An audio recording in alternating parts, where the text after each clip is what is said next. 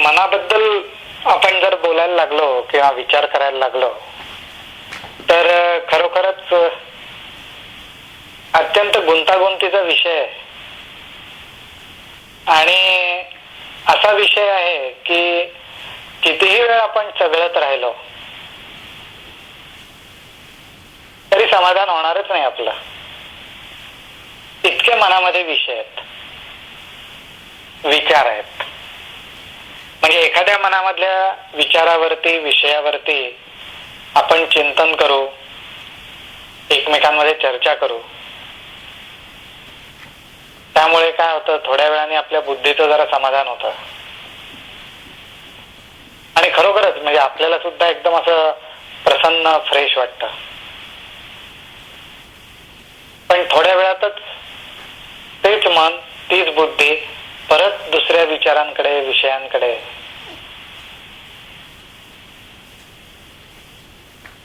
अपेक्षेने बघायला लागते.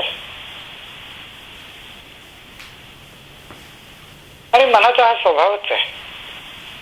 त्याला काय करणार आपण?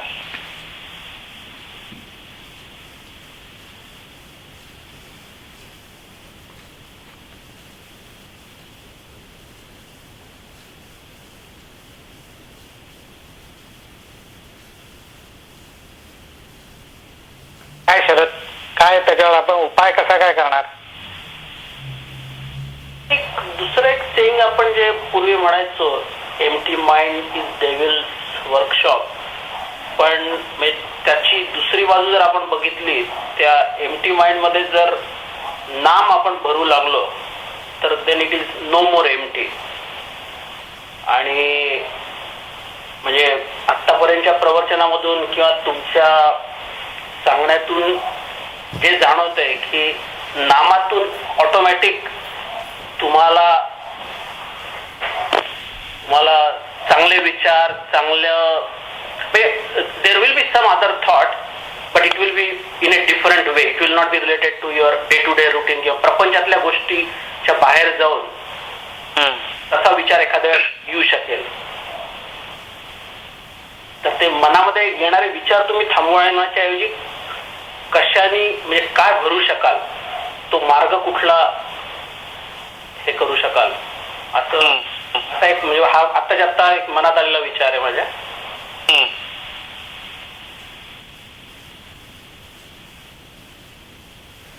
नाही, ही गोष्ट अगदी बरोबर आहे जी आता तुम्ही सांगितलीत की empty mind is devil's workshop.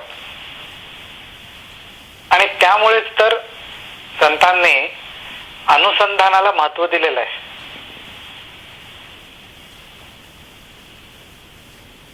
परमेश्वराचं स्वरूप हे मनाच्या पलीकडे, बुद्धीच्या पलीकडे जरी असलं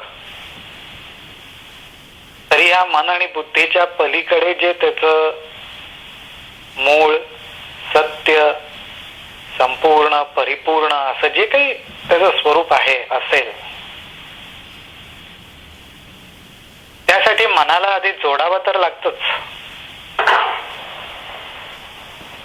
आपण जर असं म्हटलं की मनामध्ये खूप विचार आहेत, खूप विषय आहेत आणि आपल्याला निर्विचार, निर्विकार ह्या अवस्थेकडे जायचंय,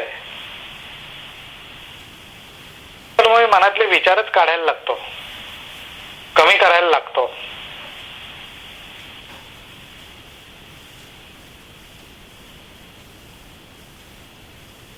तर ती गोष्ट म्हणजे अशी आहे की एखाद्या तपेलीने समुद्रातलं पाणी कमी करायला लागणार.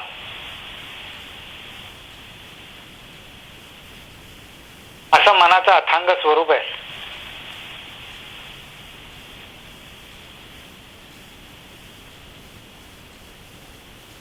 त्यामुळे मनाला कुठंतरी गुंतवून ठेवणं हे आवश्यक असतं. आणि मनाचा मूळ स्वभावच असा आहे की कुठंतरी गुंतणं. गुंतल्याशिवाय मन राहू शकत नाही. आता थोड्या वेळ परमेश्वराच्या सगुण रूपाशी गुंतेल तर दुसऱ्या क्षणी जरा नामावरती लक्ष ठेवायला लागेल. तिसऱ्या क्षणी परत आवडत्या व्यक्तीची आठवण करायला लागेल. चौथ्या क्षणी ऑफिसच्या कामाचा विचार करायला लागेल.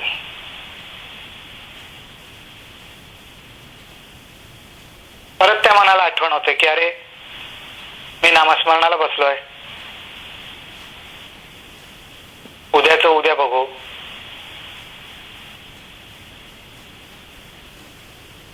परत नामावर लक्ष द्यायचा तो प्रयत्न करेल. असं या मनाचं अखंड चालू असतं. आणि हा मनाचा जो स्वभाव आहे, मनाचं हे जे स्वरूप आहे, ते जर आपण पाहिलं तर आपल्या असं लक्षात येतं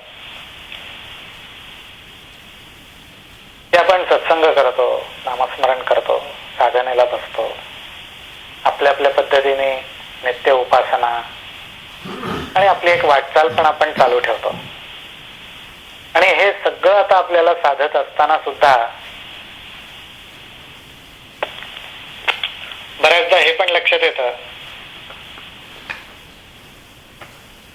की पूर्वी मनाची विचारांकडे, विषयांकडे जी काही एक ओढ, तीव्रता असेल, ती आता त्या मानाने बरी आहे. म्हणजे ज्याला आपण म्हणू की थोडीशी धार बोथट झाली असं म्हणायला हरकत नाही. तर या मनाच्या बाबतीत विचार करायचा झाला तर एका पद्धतीने असा विचार केला पाहिजे की सोनं आणि त्या सोन्याचे अलंकार,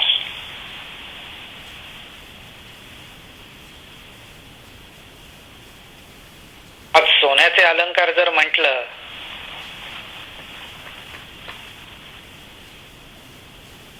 तर त्याच्यात सोनं आलंच की. उद्या अलंकाराचं आपण जर नाव घेतलं, काय कोणी जोडवी केली आहेत, कोणी गळ्यातला हार केलाय, कोणी कानातले दागिने केलेत, कोणी अंगठ्या केल्या आहेत, पण मूळ काय तर सोनच आहे. नाव आणि रूप जर आठवलं आणि मूळ वस्तूशी जर आपण गेलो तर आपल्या हाती सोनच लागणार. उद्या ते सोनं जर आपण सोनाराला दिलं आणि त्या सोनाराने त्या सोन्याचे आपल्याला हवेत तसे उत्तम दागिने जर बनवले तर त्या दागिने बनवण्यामध्ये सोन्याचं सोनं पण नाहीसं होतं का? का सोन्याचं सोनं पण उजळून निघतं?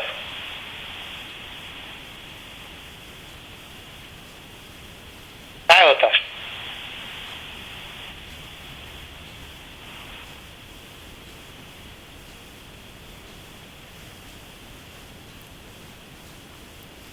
सोनं नाहीसं झाल्याचं दुःख थोडंच होतं आपल्याला.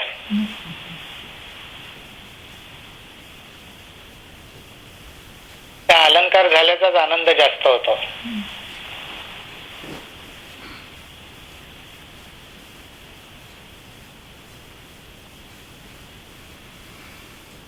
काय सदानंद? सोन्याचा अलंकाराचा आनंद सोन्यापेक्षा जास्त म्हणजे वरवर तरी असतो. कारण त्याचं जे दृश्य स्वरूप असतं, त्याच्यातलं जे सौंदर्य आहे ते आपल्याला भावतं, त्यामुळे ते जास्त आवडतं.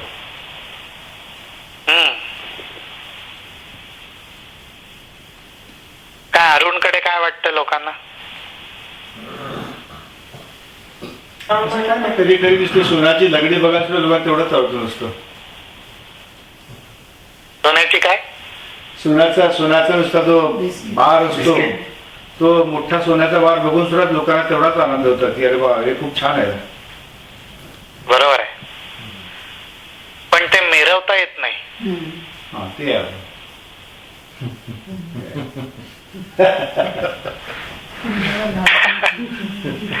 आणि मनाचा स्वभाव असा आहे की मनाला मिरवायला आवडतं.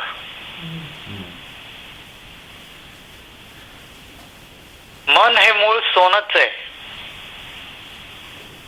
शुद्ध स्वरूपामध्ये मनाकडे जर पाहिलं तर मनासारखं दुसरं शुद्ध बावन कशी सोनं नाही. पण त्या नुसतं सोनं असण्याचा उपयोग नाही. सोनं म्हटल्यावर अलंकार व्हायला पाहिजेत.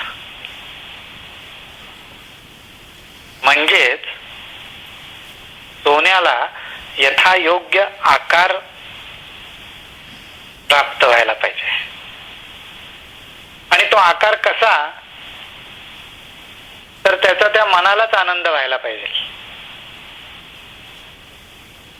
आणि आनंद सुद्धा किती होतो मनाला, की मन त्या अलंकारांच्या आकारावरच बोलतं, त्या आकारालाच भाळतं.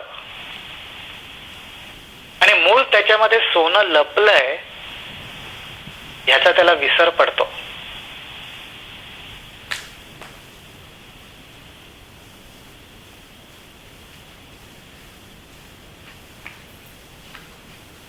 विसर पडतो मनाला. मन नुसतं त्या दृश्याकडे आकाराकडे बघतं, किती सुंदर हार केलाय, किती त्याच्यात कलाकुसर आहे, त्याचं डिझाईन कसं आहे, जास्तीत जास्त किती कॅरेटचं आहे, काय वजन आहे, किती किंमत आहे. या सगळ्या वरवरच्या गोष्टींमध्ये मन इतकं रमतं की त्याच्यामध्ये मूळ सोनं लपलं आहे. आणि जे आहे ते सोन्याचंच आहे याचा विसर पडतो. आणि तेच आपलं वारंवार दृश्याकडे बघताना आत्मारामाच्या बाबतीत होतं. आकार, दृश्य, विचार, आचार इतके गुंतो आपण त्याच्यात की त्या सगळ्याच्या मुळाशी एक आत्मतत्वच आहे याचा आपल्याला विसर पडतो. आज श्रीकृष्ण भगवद्गीतेमध्ये इतक्या स्पष्टपणे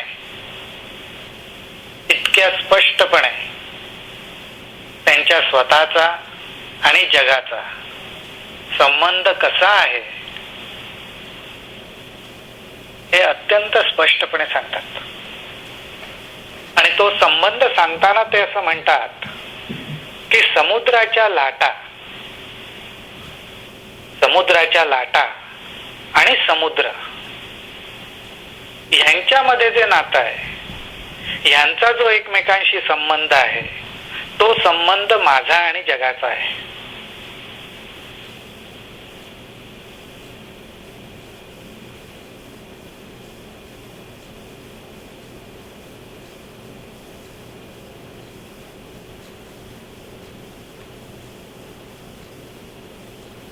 पण या प्रपंचाच्या छंदामध्ये, नादामध्ये आपला समज इतका दृढ होतो की लाटा म्हणजेच समुद्र. आज लाटा नाहीत तर समुद्र नाहीच. मुळात लाटा या समुद्रावर निर्माण झालेल्या आहेत आणि याच्या सगळ्याच्या मुळाशी समुद्र आहे.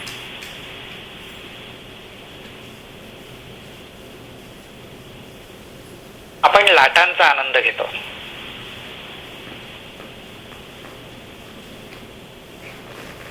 का समुद्राचा आनंद घेतो?